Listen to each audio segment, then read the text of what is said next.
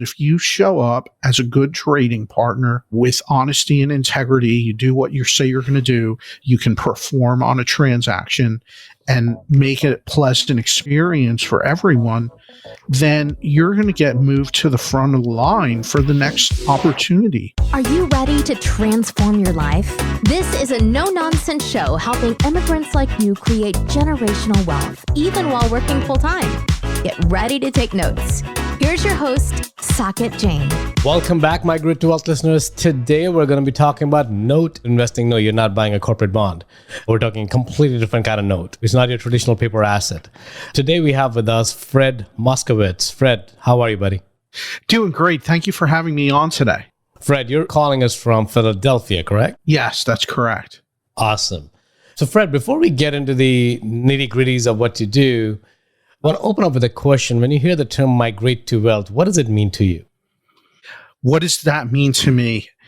It means the path, the journey to wealth. And for some people, they're starting out with nothing, starting out negative, and starting out in life, new career, new life. And so what are the decisions that you make in your life to put you on that path, right? And for others, it could be the journey of going from being a non-accredited investor to how do you become an accredited investor? What steps do you take? How do you set yourself up for success? What kind of relationships do you need to build so that you have a whole circle of people that are going to support you along the way? And it's an exciting journey. I love that question. Fred, and thank you for giving that insight because that's true, right? Everyone's path to wealth is different. But I think you basically stole my next question, which was going to be, what does wealth mean to you? And I think the answer is it means different things to different people in different stages of life. So let's start with, what does it mean to you today? Wealth means so much. I feel that a lot of people, the first thing that comes to mind is money, monetary. But there's other types of wealth as well. Let's not forget that.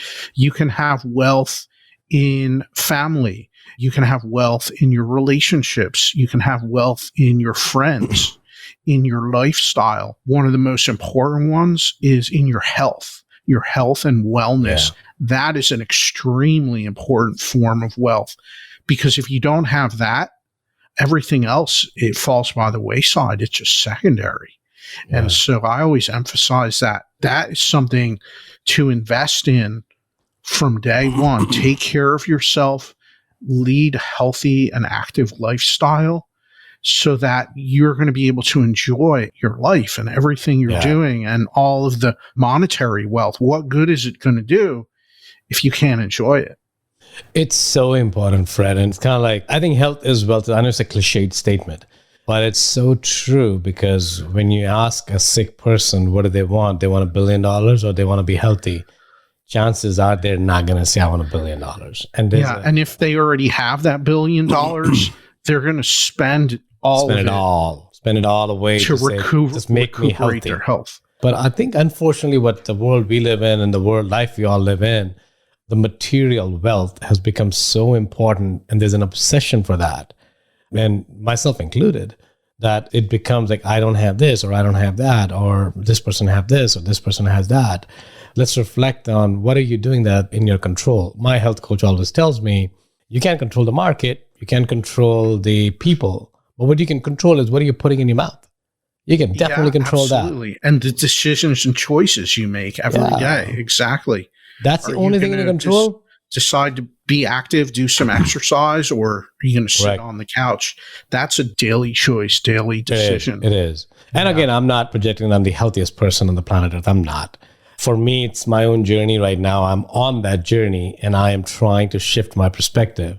Being an immigrant, my first goal was to have a good life. And unfortunately, I never asked the question what good life meant. All I've thought was good life meant money. Yeah. And now I have the chance to reflect back and kind of reassess it. Instead of doing it when I'm 80 years old, I'm so fortunate that I'm privileged basically to kind of say, okay, what do I need to do? What do the next 40, 50, 60 years of my life need to look like? So Fred, that is great. I love that. We're the similar frequency on that. And I'm sure our audience is a similar frequency as well because they've made the money and they're realizing money is not enough. There's something else that needs to be done. Now, give us a background. How did you migrate into that wealth? How are you creating that wealth for you, both monetarily and others? Great question. I'll share a little bit about my background. I started out in the tech industry. I had a long, successful career working as a computer engineer, and I loved that work. I really enjoyed that. And what happened was I spent many years working at different technology companies, startup companies, and it's a wild roller coaster ride. It's intense. It's fun. It's exciting. But I lived through the dot-com boom and then immediately followed by the bursting of the dot-com bubble and the September 11th terrorist attacks and a lot of turmoil. And I realized that I was taking way too much risk, because the income from my job was the only income I had. It was that paycheck. And that was it. And so I came to this realization that I needed to diversify my income sources. And so with that, I turned to alternative investments, started investing in real estate, and after a few years got involved in note investing in mortgage notes, which is the finance side of real estate investing. And I really enjoy investing in assets, the whole idea of buying and building assets that we can control and manage and add value.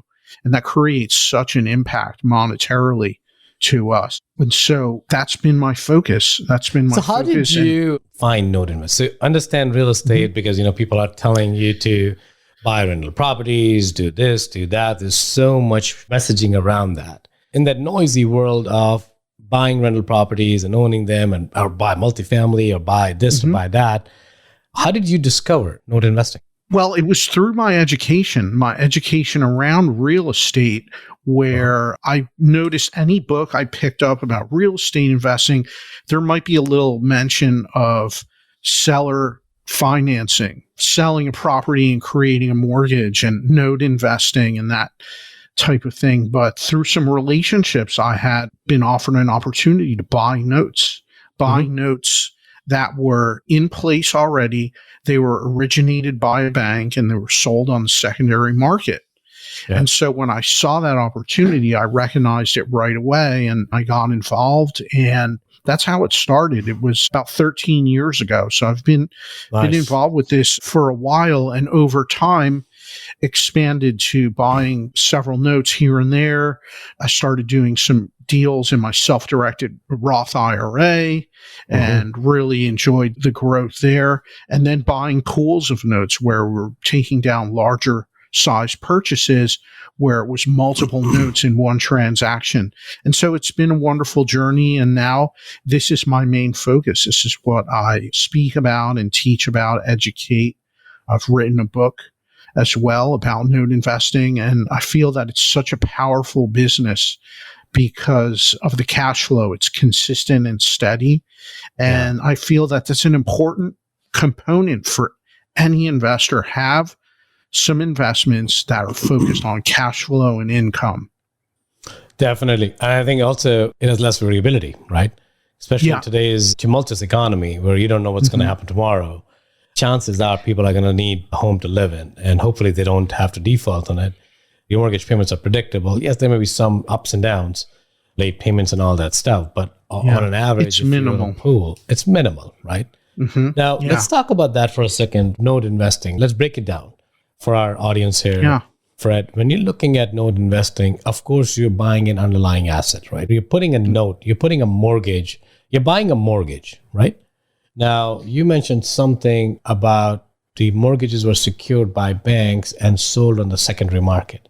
Let's unpack that. What does that really mean? So if I buy a house, I got a mortgage from Bank of America. Now, let's use that example. What happens behind the scene? Because I think it's important for people to understand what is the primary and secondary market itself. Yeah, absolutely. This is a great topic. And I suspect that most of you out there listening have experienced this, where you go, let's say you buy a property or maybe refi a property, and you go to closing, sign all the loan docs, and then within a couple of months, maybe within 3 to 6 months, you get a letter in the mail out of the blue that says, "Dear Mr. and Mrs. Homeowner, please be advised your loan is being sold to a new lender. Here's their contact information. Here's their address. And starting next month, please start sending your payments to the new lender. And by the way, don't worry, none of the terms of your financing will change. Everything's the same. The payment amount's the same. The interest rate's the same. Everything's the same. However, please send your payments to the new lender starting next month." Behind the scenes, that loan was sold. Maybe it was sold to be packaged into a mortgage-backed security on Wall Street or some other financial product. And once it's there, it sits there for several years. It has a time frame, and then that security will get broken down again, and all the loans will get sold again. And so throughout the life of a loan, it may pass through 3, 4, 6, 7 owners over the lifetime of the loan. And this is normal. This is because different investors, they hold the loans and then they need to recapitalize, or they're closing down their fund and they'll sell off all the loans. Why are the banks selling it? Because they need to recapitalize. That's the reason. So the originating lender, the Bank of America, as an example, what do? Bank of America and a lot of the other lenders that originate loans, they will sell those loans off so that they can turn around the next day and write a new loan for someone else. And so they make their money in the origination fees and the points, and they collected a couple of payments also before they sold the loan. And think of this, on an amortization schedule, the first few payments, it's all interest, basically. All interest. So the loan balance didn't even go down that much. And they do this in a very high volume. They make a little slice off of each loan, and then they turn around and originate a new loan because they're all set up with the marketing. They're set up with the staff to process loan applications, and they can work at a very high volume, underwrite the loans and fund them. And that's their business model. And so that's the reason why loans are sold. If you ever go, you can go on Fannie Mae or Freddie Mac's website, and they will post public reporting on all the loan sales for the prior quarter. And you'll see they have huge transactions, and it's all in the public record. They have to disclose it because these are quasi-governmental agencies. But it's just interesting. You see that all of these loans and mortgages, the majority of them are originated with the idea that they will be sold in the very near future. And that's why during origination and applying for mortgages, things are very strict. You'll notice every box has to be checked. Every I has to be dotted. And this is why, because if a loan becomes non-conforming for any reason, it can't be sold, and then it gets valued differently and priced differently, and all these dynamics take place. And so this is what goes into creating the financing that's used on the majority of residential homes all over the USA. Awesome. So I think you used the term non-conforming. That basically means the loans that are not backed by Freddie or Fannie, correct? Well, there's some reason that they don't meet their requirements about credit score, about the borrower's background, about the use of the property, about loan to value. I mean, there's so much that goes into that. Yeah, I think that makes sense.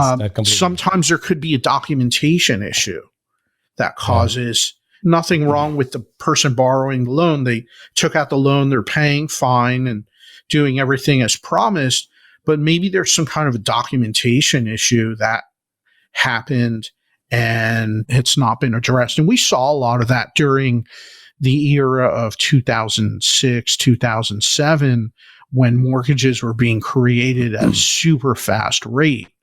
There ended up being quite a bit of documentation issues. I still see some of those today when we're looking at loans to buy.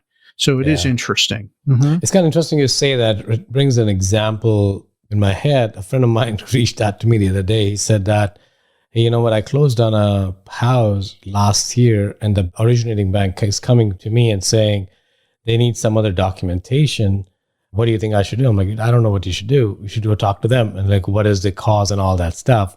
So he just delayed. He just sat on it and he forgot about it. He told me every week they would say, we're going to give you $250 if you send us this document. We're going to give you $500. He ended up making $1,000 just because he was just lazy. I'm definitely not saying everyone should do that, but it was an interesting example because what happened, I think, and the reason I bring it up is because probably some boxes were not checked at that time, and that loan would have become non-conforming. And they would rather pay somebody $1,000 to make sure all the boxes are checked properly than to make that loan non-conforming and not being able to sell it at a premium. So it's interesting to kind of notice that. Yeah, and I suspect for your friend, it was probably very easy to comply with whatever was. He just needed to download a mortgage statement from one of the properties and send it over. It's not hard at all. He just didn't pay attention. He's like, he asked them, am I at risk of losing my loan? He's like, no. They're like, no. The moment they said no, he's like, I'm good. It's not in any hurry. So I don't think he was trying to make money off of them. He just genuinely forgot about it. Yeah, that's normal life. We get busy. We're doing things. We're investors. We have a lot of things going on, a lot of projects. So it becomes not the most important thing. How are you buying notes? So a bank, especially if it's a conforming loan, what they would do is they would rather sell it to the Wall Street in a package than to an individual investor like you and I, right? That's correct. That's in their best interest because it's less effort. So how are you buying it? Yeah, less effort, and because they're huge transactions. Correct. Tens of millions, hundreds of millions of dollars to buy packages of loans. Correct. So what happens over time is those packages and bundles start to get broken up and they're smaller and smaller. So then it becomes hedge funds, note funds that buy loans, and then they're the ones selling them off because maybe they need to recapitalize because they're getting into a new deal. That's what happens a lot.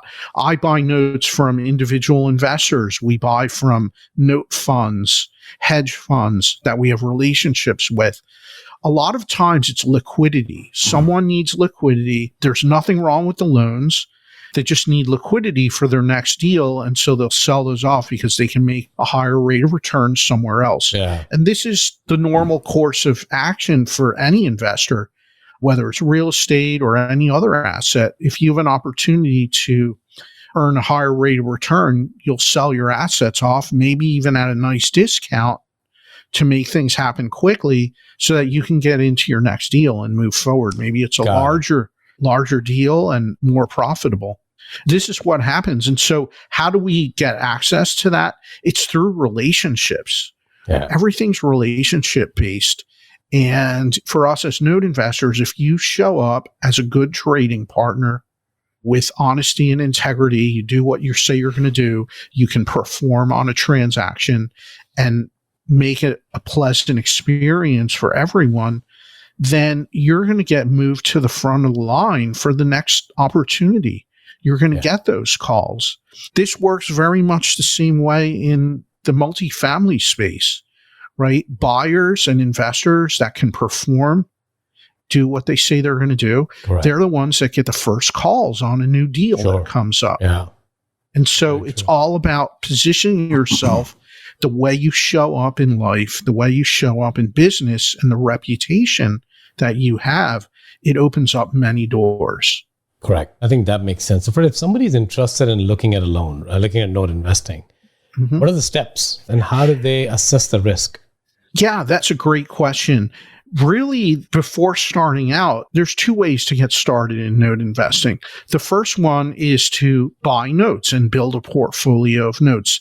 This is what I call the active investment model, where you're analyzing notes and buying them and building a portfolio. Now, there's also a passive approach, which is where you're investing in a note fund. And for someone maybe that doesn't have time because they're a busy professional or business owner, then they want to invest passively, where you invest with the note fund and then you receive a passive rate of return. And the fund managers are the ones that buy the notes. They do the due diligence. They find them. They have the relationships in place. They manage the portfolio, do a lot of the heavy lifting on that. And so this is always a first step, is decide which one is right for you. There's no right or wrong answer. It comes down to how active do you want to be and how much time do you have available. Correct. So let's say I made a decision of an active note investor. Okay. What do I need to do?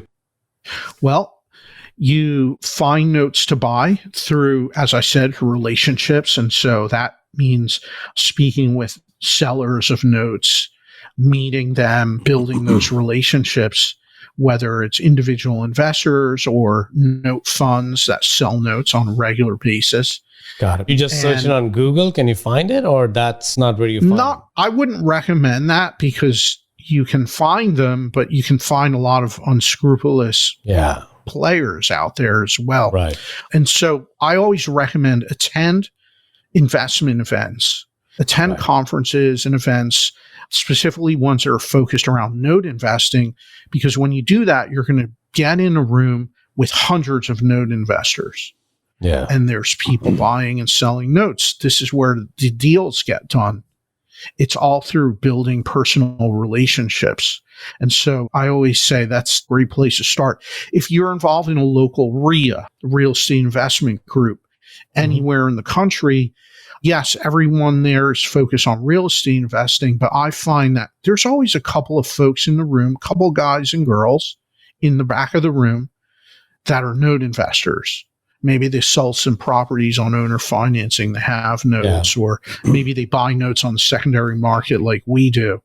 And so that's a great place to start. But definitely attending events and conferences is the way to go.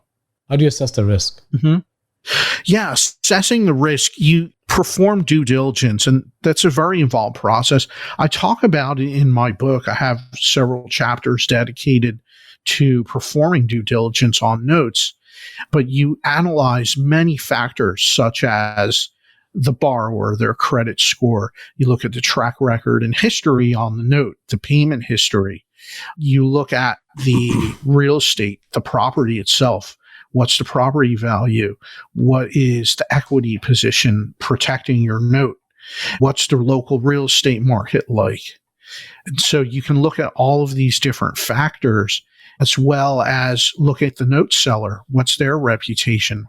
How do they perform on a transaction? Do they do everything they're promised they would do? These are all aspects to look at when you're buying notes. Got it. And is there a course? Is there something that they can learn? Is it book? Is it learn by doing? All of the above? What are your recommendations? I would say all of the above. Definitely, there's a lot of great books about note investing. There are courses of all kinds that focus on different aspects of it as well. I like the idea of note funds are a great way to learn by getting involved with one as well, because you have other people that are experienced involved. And so you benefit from that as an investor. Education is super important. It's about education and about surrounding yourself with other people that are successful and like-minded. Awesome. Well, Fred, this has been awesome discussion, but we can go on and on. I love note investing. I love anything to create passive income. I've done it myself, as we were talking before we went on air. I don't do it actively. That's not the active stream of business or work of income stream that I have, but it's a one more tool in your arsenal that I would recommend people at least evaluating in. Absolutely. Yeah. And I just want to add one thing. Notes, although I focus on residential mortgage notes, there are notes on other assets as well. There can be a note on a business or on a commercial property. You mentioned to me you're active in the car wash space, right? So something to look at is you might see car washes get sold, or any business for that matter, with a carryback note. Sure. It could be secured by receivables of the business or by real estate or some other collateral. But those are used all the time as part of the strategy to sell a business. And so that's another type of note that you can invest in or create if you're selling an asset. You don't need to take all cash, especially if you don't need it. Why not set yourself up to earn a rate of return on your money? Yeah. And there could be some significant tax benefits to you as well if you structure things appropriately. I mean, that's a conversation to have with your CPA. Anytime you sell an asset, whether it's a business, a piece of real estate, or a note, or anything, have a brief conversation with your CPA to understand what are the tax consequences of this transaction, and are there any steps that you can take ahead of time to set yourself up for reducing your taxes in a legal and ethical manner. Yeah, I think that's great. A lot of times it's not about a loophole, it's about structure, just using the appropriate structure. Yeah. I think most of the time it's never about a loophole. Loophole is a slang term, but I think it's an incentive there. There's a hidden incentive for somebody to use that structure, and you have to understand that. I think it's the uninitiated who use the term loophole, because nothing in the tax code is a loophole. It's an incentive for a specific reason. Of course, we could argue about, is incentive a real incentive? That's not for us to judge, but it exists there for us to take advantage of, and we probably should. Absolutely. The government, through the tax code, incentivizes specific activities, specific things, and they'll do that through the tax code. Absolutely. Yeah. Well, Fred, we're coming to the end of our show. Again, we can talk at length of all these topics, man. So we're coming to the end. We always end our show with 2 questions. The first question is, what's one insight you will give to your 20-year-old self so their migration in life becomes more intentional? Oh, this is a great question. This revolves around relationships. Who are the people that you're putting yourself around? And I always say, seek to surround yourself with people that are playing at a higher level than you are, people that have achieved the things that you are seeking to achieve. And why is that? Because you can learn from them. Hopefully, you can learn to not make some of the mistakes they've made along the way. And relationships get formed and introductions get made, and you learn and grow. And I find, especially in the investment space, people that are successful are always willing to share and help others that are along the journey. They're starting out. They're less experienced. That's something I would recommend, is always be mindful about who you're spending your time with, what rooms you're going into, and the people that you put yourself around, the relationships, the proximity. It's so impactful.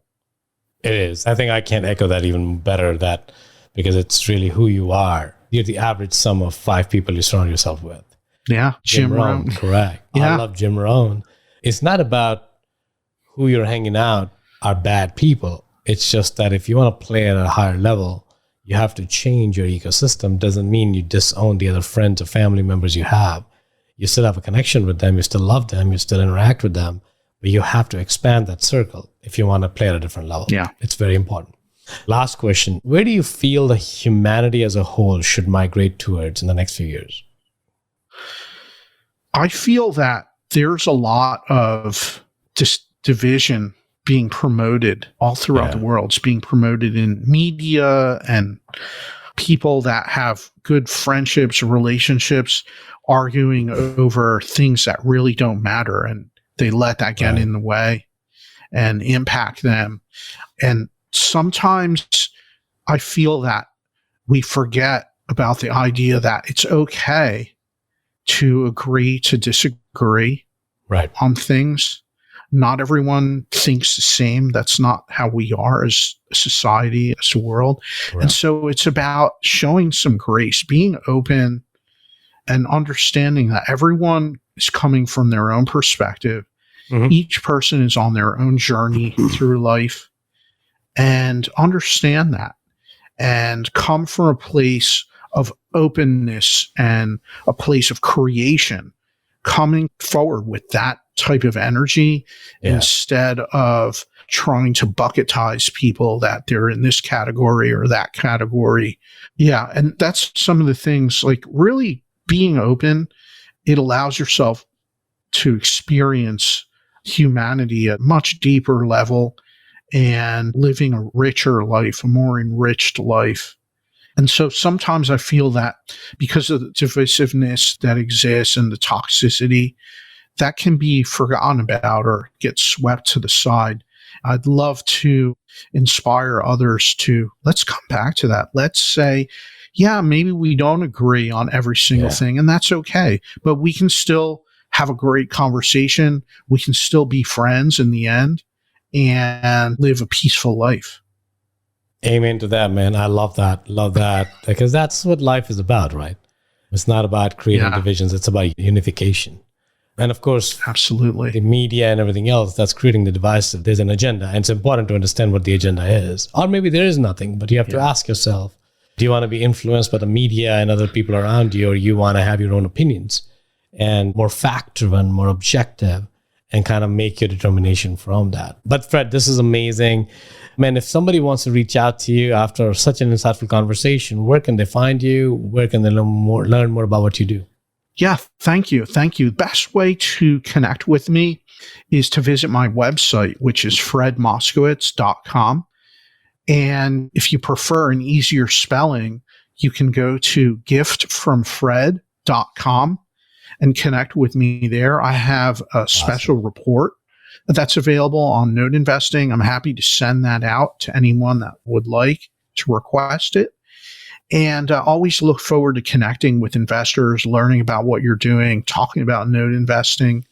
And if you prefer, you can also text me by texting the keyword money to the phone number 215-461-4433, and then it's following the prompts there. So I look forward to connecting with you. I love building relationships and meeting investors all the time. Thank you for having me on today. Great. Thank you, Fred. I am sure somebody is going to pick you up on that offer. We will make sure that all the information is included in the show notes below. We'll be in touch, Fred. Thank you. Thank you. If you got value from this episode, you might consider sharing this content with a friend. But most importantly, be sure to take action on what you've learned. One way you can take the next step is to connect directly with Socket on an investor call. That link is waiting for you in the show notes below. The content of this podcast is for informational purposes only. Please consult your own advisors when making any investment decisions. Keep listening. We'll see you on the next episode.